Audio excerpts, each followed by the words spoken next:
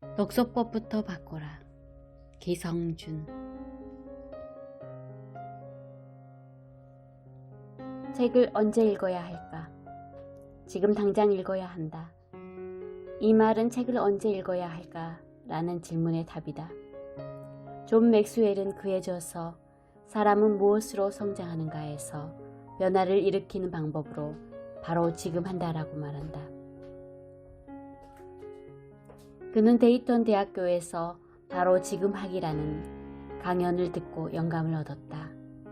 연설자인 클레멘트 스톤은 아침마다 침대에서 나오기 전에 바로 지금 하자라고 50번을 말하십시오. 하루를 마무리하고 잠자리 들기 전에 마지막으로 할 일도 바로 지금 하자라고 50번 말하는 겁니다. 라고 말했다. 이 강연을 듣고 존 맥스웰은 매일 아침 일어나자마자 그리고 밤에 잠들기 전에 바로 지금 하자라고 말하였다. 독서를 하기 위해서 바로 지금 책을 읽자라고 말해야 한다. 아침에 눈을 떠서 바로 지금 책을 읽자라고 50번을 말하자. 잠자리에 들기 전에도 바로 지금 책을 읽자라고 50번 말하자. 50번의 고백이 나의 생각과 내면에 자리 잡혀서 본능적으로 책을 읽을 수 있게 할 것이다. 현실에서 가장 큰 위험 요인은 나중에라는 말이다. 책을 언제 읽을 것인가와 독서법은 언제 바꿀 것인가라는 질문에 나중에라고 답한다면 변화의 기회를 이미 놓쳐버린 것이다. 언젠가 해야 할 목록들을 뒤로 미룬다면 우선순위에서 밀릴 것이다. 언젠가 할 거라는 마음이 평생 하지 못하는 일이 될 수 있다. 다음의 예화를 보면 나중에 미루는 것이 얼마나 위험한 것인지 알 수 있을 것이다.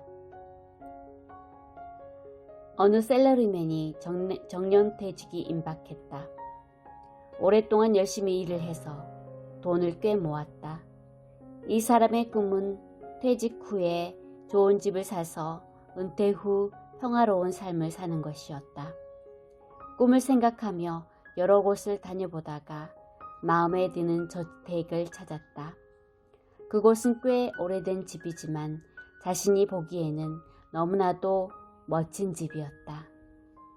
집을 계약하기로 마음먹고 중개인을 만났다. 계약이 끝나자마자 중개인이 보시다시피 이 집은 꽤 오래된 집입니다. 좋은 집이지만 실내는 여기저기 낡은 곳이 많아서 고쳐야 할 것이 많습니다. 살면서 고쳐 쓰십시오. 라고 말했다. 그 말을 듣고 계약한 셀러리맨은 당연하다는 듯이 고개를 끄덕였다.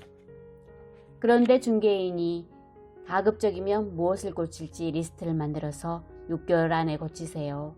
라는 말을 덧붙였다. 이 말을 듣고는 셀러리맨은 기분이 조금 나빴다. 모아놨던 돈이 조금 부족해서 빚을 내서 계약을 했기 때문이다. 그래서 왜 제가 그렇게 해야 합니까? 라고 반박했다.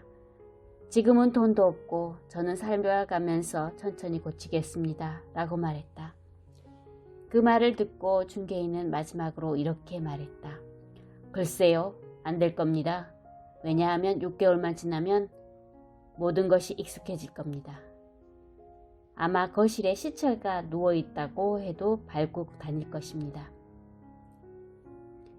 사람은 자신의 일에 금방 익숙해집니다. 독서를 하는 시기도 자꾸 뒤로 미루면 쉽게 익숙해진다. 익숙함을 벗어나기 위해서 필요한 방법은 계획을 단위로 줄이는 것이다. 계획이 길어지면 긴장의 폭이 늘어나고 곧 익숙함으로 이어진다. 1년 단위의 계획은 금방 무너지고 만다. 모든 사람들이 연초에 계획을 할 것이다. 내년 초에 몇 권의 책을 읽을 것인가를 계획을 세우면 금세 잊어버리고 만다.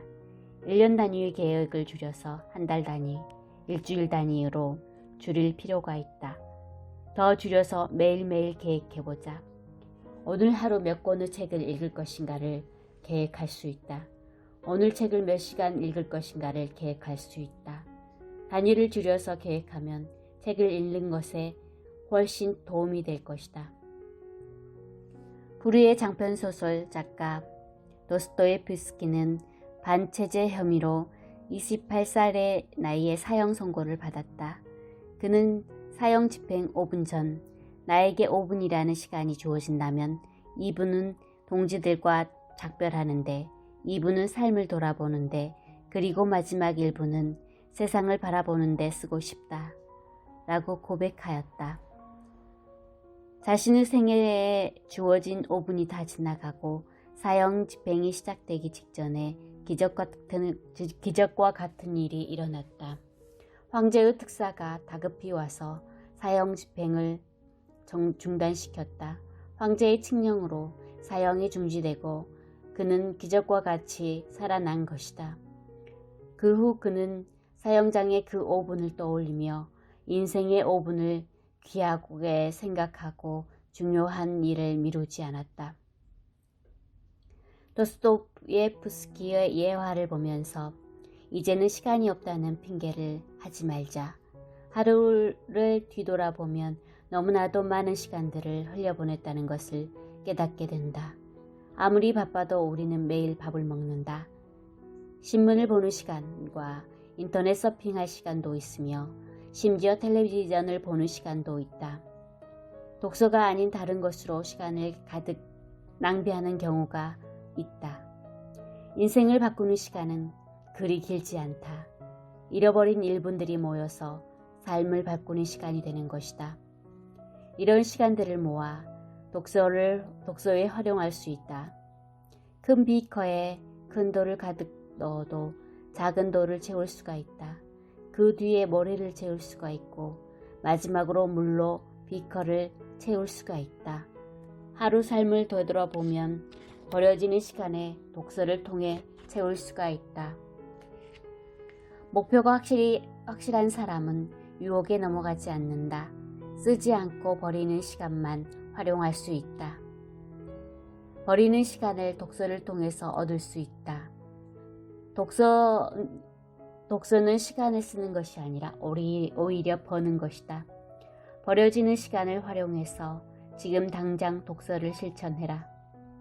분명 놀라운 기적을 경험할 것이다. 독서를 하고자 하는 첫 생각을 놓치지 마라. 독서는 지금 당장 해야 하는 것이다. 매일 아침 눈을 뜨면 지금 독서를 하자라고 외쳐보자. 하루 동안 어떤 유혹의 속에서도 독서가 생각날 것이다. TV를 볼 때도 책에 대한 생각, 컴퓨터로 게임할 때도, 스마트폰으로 인터넷을 할 때도, 여러 가지 시간 낭비를 할 때 지금 독서를 해야 할 때라는 생각이 날 것이다.